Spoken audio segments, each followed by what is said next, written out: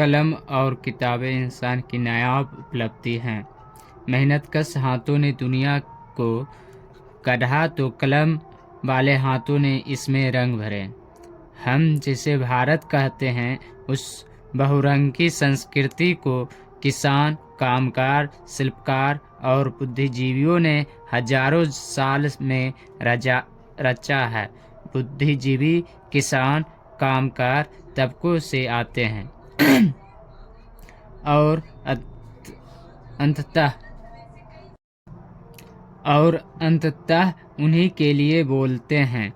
भारत को विश्व गुरु की जिस छवि में देखने की कोशिश की जाती है, उसे किसने रचा था? इतिहास इसे जितना भी नज़रअंदाज करे, अगर ये संस्कृति बहुसंख्यक किसान, कामगार वर्ग ने रची है। विशाल लोक साहित्य के रचयिता कौन थे?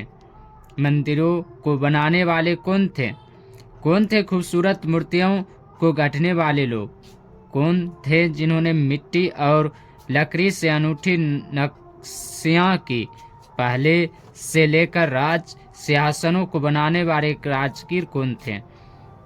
आकर्षक आभूषण किसने बनाए? सड़कों से लेकर संसद के खंभों तक को किसने गढ़ा?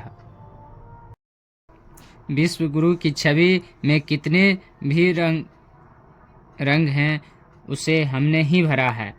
इस विश्व गुरु की छवि में गुरुओं की वास्तविक स्थिति क्या है, और इन गुरुओं में किसान, कामगार, शिल्पकार और दलित वंचित तबकों की हिस्सेदारी कितनी है? क्या हम अपने स्कूल, कॉलेज, विश्वविद्यालयों के दरवाजे सबके लिए खोल सकें? क्या हमने कलम और किताब को हर हाथ तक पहुंचाया? क्या हमारे मुल्क के तालीमी इदारे आज भी नाज करने लायक बच्चे हैं? इन सवालों पर ईमानदारी से बात करना विश्व गुरु होने की गुंजाइश के साथ असल में इंसाफ करना है। नज़र की ईमानदारी का तकाजा है कि हम उतनी ही हकीकत ना देखें जितना सत्ता दिखाती हो। जागरूक नागरिक होने की शर्त है कि आप उस हकीकत से भी रूबरू हो जो असल में छिपाई जाती है।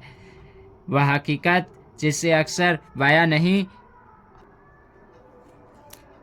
केवल बंदिश किया जाता है। इतिहास अमूमन हुकूमत के हक में खड़े होकर लिखा जाता है, जो दरअसल मुकम्मल नहीं होता।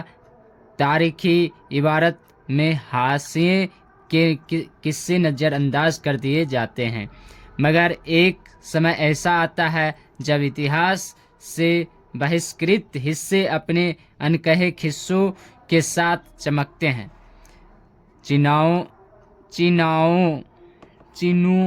चिनुआ अजेबे के शब्दों में कहें तो, जब तक हिरन अपना इतिहास खुद नहीं लिखेंगे, तब तक हिरनों के इतिहास में शिकारियों की बहादुरी के किस्से गाए जाते रहेंगे। यह किताब विश्व गुरु के दावे के बीच गुरुओं के अकादमिक संस्थाओं, खासकर विश्वविद्यालयों के हिस्से की थोड़ी सी हकीकत कहती है। यह किस्सा एक एडहॉक प्रोफेसर की नज़र से देखी गई दुनिया का किस्सा है। मैंने लगभग 2 दशक के अपने अकादमिक जीवन में जो कुछ अनुभव किया, उसे कभी किसी नोटबुक में तो कभी किसी किताब के खाली पन्नों के बीच लिखता गया।